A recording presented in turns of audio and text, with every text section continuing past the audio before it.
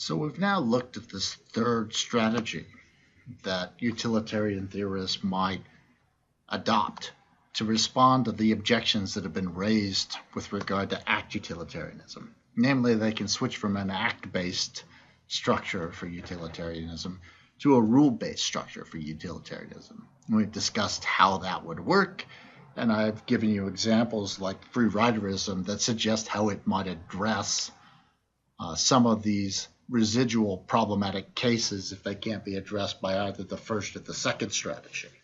And so this move might modify the view in a way that helps utilitarians to defend the view against these objections.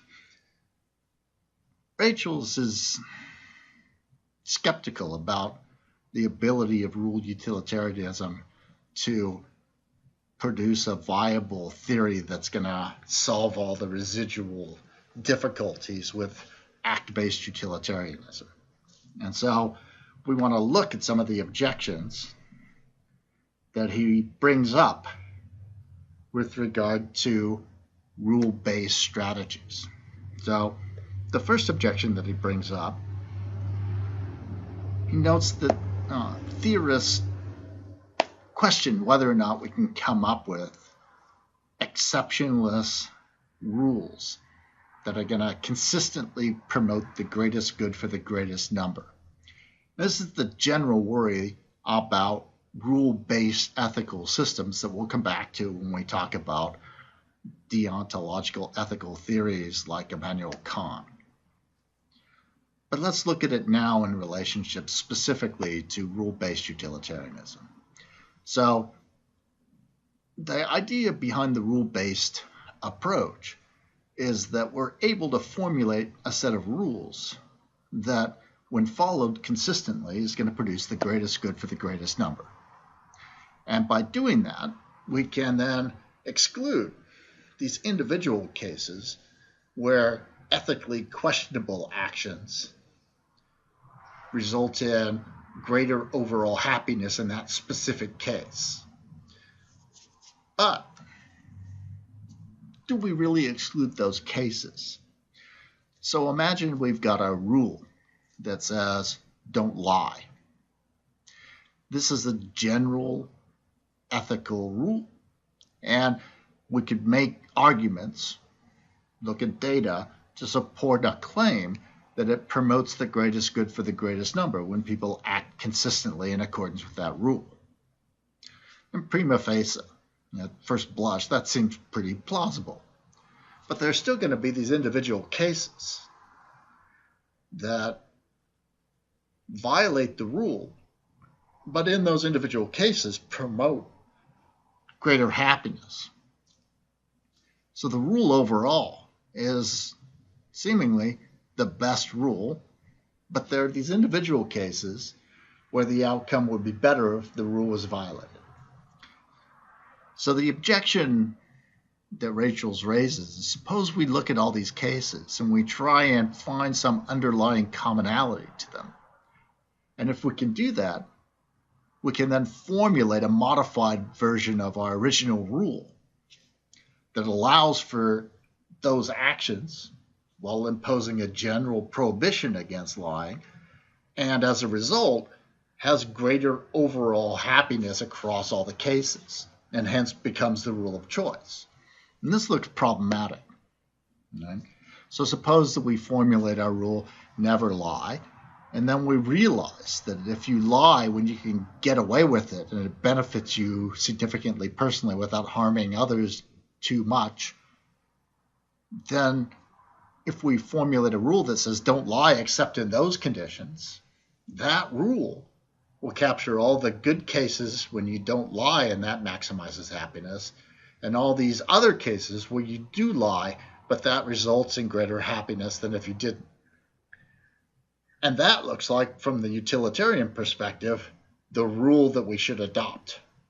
But now it's a rule that sanctions all those morally questionable cases that we wanted to exclude to begin with. So we can imagine, right, Bill Clinton is now a rule utilitarian, but he's a really clever rule utilitarian, and he thinks to himself, well, there's this general rule don't lie. But the best rule, the rule that promotes the greatest happiness, applies in this case. Don't lie when you think you can get away with it. It benefits you tremendously without causing much harm to others. And so he lies again. We haven't seemed to exclude that problematic case. And moreover, these rules look ethically questionable all around, right? Don't murder unless you can get away with it. Don't steal unless there's a good chance you won't get caught, right? These all seem like dubious ethical principles, even if they specify a general practice and then exceptional cases. The exceptional cases seem to undermine the rule entirely. And this is Rachel's first objection to rule-based utilitarianism. Now, what other objections might we bring to it? Well, we can adopt versions of the original objections that seem to suggest that switching to the rule-based system isn't going to resolve some of these problematic cases that may linger despite our efforts with the first two strategies. So consider, for instance, that argument that act-based utilitarianism looks like an implausible theory because it makes supererogatory ethical requirements on individuals. It requires them to behave in ways that just unrealistic expectations for individuals. It requires too much of them, right? Well, we might be able to get rid of those cases by adopting a rule-based system. But we could bring back that objection with regard to how to be ethical agents under rule-based utilitarianism. So even if we adjust our notion of the good to some qualitative notion of pleasure that captures these other ideas that we associate with happiness, and even if we adopt rule utilitarianism, right, we could still raise the objection that rule-based utilitarianism is too demanding on individual agents. So in order to act in an ethically responsible fashion, I've got to choose an action based upon what the best rule about cases like my case is. And that requires that I'm able to actually know what the best rule is. And so I've got to actually have some significant insight into rules and their outcomes when practiced generally. So I've got to be essentially a policy wonk. I've got to have all this economic and ethical and human nature knowledge, all these systematic empirical studies to back up my understanding of what the rules are so that I can act in individual cases in accordance with the rules that I need to know. But that seems to be an unrealistic requirement for any individual agent. It just seems crazy to suppose that in order to act ethically, I need to be a policy wonk. And when we actually think about how people go about choosing, say, policies, for instance, it's not obvious that people do this, even in cases that have significant effects on them. So suppose you're a student.